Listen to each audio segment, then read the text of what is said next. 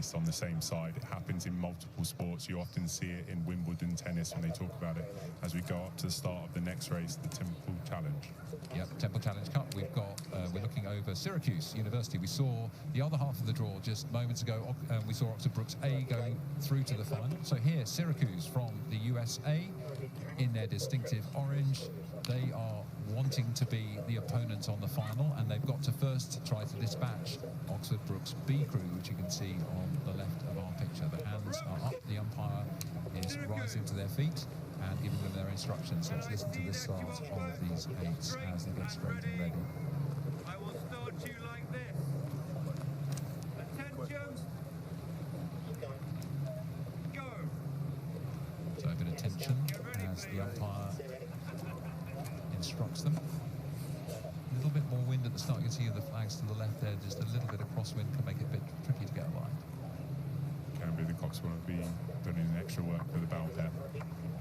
Exactly, in the bows you have to tap the boat around to get it straight. You can see that just in the two-seat there of the Syracuse crew as the cox is asking Cole Nordby to straighten the boat. 19 years old, first time at Henley. Excitement for him. So this is the semi-final of the student men's 8 event, the Temple. Oxford Brookes B and Syracuse looking to find a spot against Oxford Brookes A 30 minutes earlier, who put their name on the final sheet. So who's it going to be? Syracuse have gone out like an absolute train. Yeah, they have, and they've got a very distinctive setup in their boat. They've got a double bucket in the middle from seats 2 to 3, 4 to 5, both rowers on both sides. As you can see when we get a bit closer, it's a very unique setup visually. Yeah, so visually you'd expect normally to see alternate kind of left and right side oars here, but as you said, the double bucket is kind of got two, we go from the bow seat, so the right of your picture, one on this side, 2 on the other, then 2 on this side, then 1 on the other, then 1 on this side, 1 on the other. Why the hell would you do that? It seems very complicated. So it does seem very complicated, but it can be multiple reasons. It can be a rhythm thing, so it could also be a power thing. So if the setup was a conventional, they might not go straight, so the cox would have to put the rudder on constantly, which is draining on the boat speed. So you want your boat to run as straight as possible, but as rhythmical as possible. As you can see, it's a really competitive start from both crews. Yeah, it's an absolute cracker, isn't it, already? And I think you're right, you know, there is a kind of way of sitting a boat that gets the best out of the athletes, and you have to tinker around with it. And sometimes we saw in the last of the pairs race, you know, contrasting styles. And an 8, you have to blend. All 8 athletes got different physiologies, different preferences. But Syracuse and that configuration seems to be working for them. They've moved out in the 2nd, 3rd, 400 metres of this race, starting to move to try to break the Oxford Brookes B crew. And now here, I guess they'd be thinking, do we just put the accelerator right to the floor and keep it there to break out to clear water? Let's look. Yeah, if I was in the Syracuse boat, that's what I would be doing. I'd be looking to move out to try and clear water, reap the reward whilst you can. Don't give Brookes any opportunity to come back. It's easier said than done. Just look at my Olympic racing, especially in Tokyo, where the New Zealand boat were able to overcome a deficit. But in this situation, especially when you're one crew versus another, it is very important to play that psychological game of maybe just shifting out in front of the other crew by a little bit too much, and then they all feel like it's very hard for them to come back. Mo, it's great to hear the modesty you have as an Olympic and Henley champion, and I guess that sort of reality check is sometimes what we need as an athlete. You've got to be honest about your performance and always look to be better. And when it's disappointing, you've got to admit it and push on from that. It's one of the things that made you the engine room of the British team for so long. Yeah, and like I've experienced some horrible Saturdays here at Henley in the Grand, where we'd come up against the Aussies, so very similar to the Ashes, and they were just dominant, and they just wiped us clean along the course, and it's slightly humiliating and humbling as you go down on your home national regatta, but I can understand why crews will be incredibly motivated. So you can see here the Syracuse boat has definitely stepped on, coming up to the halfway mark, and they've pushed on.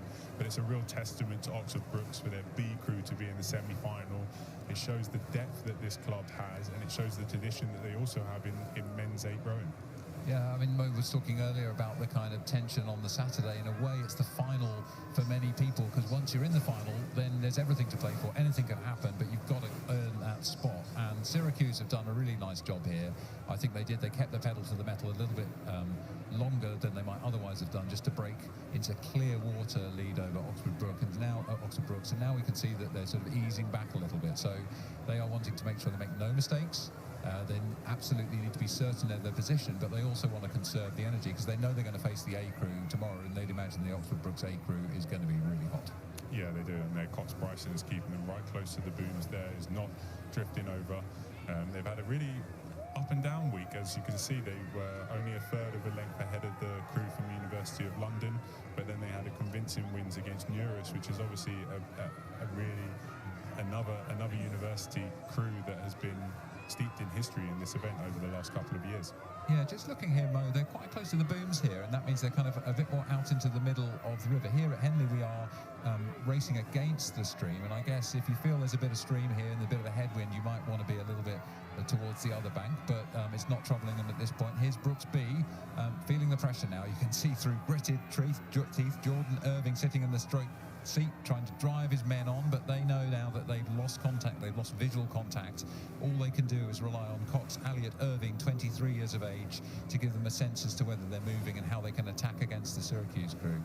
Yeah, losing visual contact is a big psychological disadvantage, and with the 8 being so long, the stroke pair, so the people that sit at stroke and 7, can often lose visual contact very early on. And I've had races where the stroke pair have had a very different experience to the bow pair, because the bow pair can see the opposition boat for a very long time and can almost feel slightly more confident than the stroke pair. And once that visual cue is gone, they then let their heads go down and they start to worry that maybe what they're doing is not the right thing.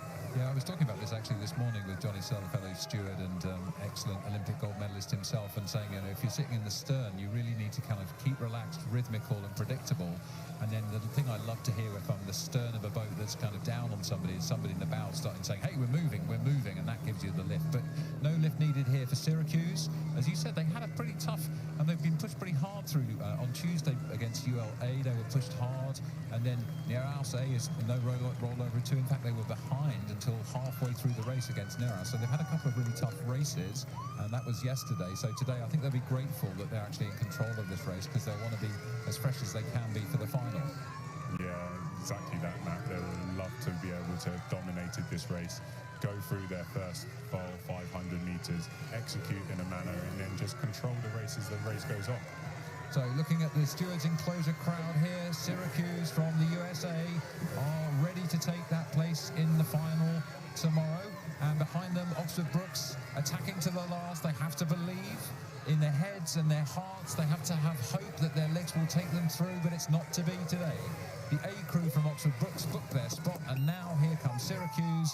So the final tomorrow will be Syracuse, USA, and Oxford Brookes A. Credit to the Oxford Brookes system to have Oxford Brookes B pushing hard in the semi-final. Confirmation of the result, Syracuse University go through to the finals tomorrow in the Temple.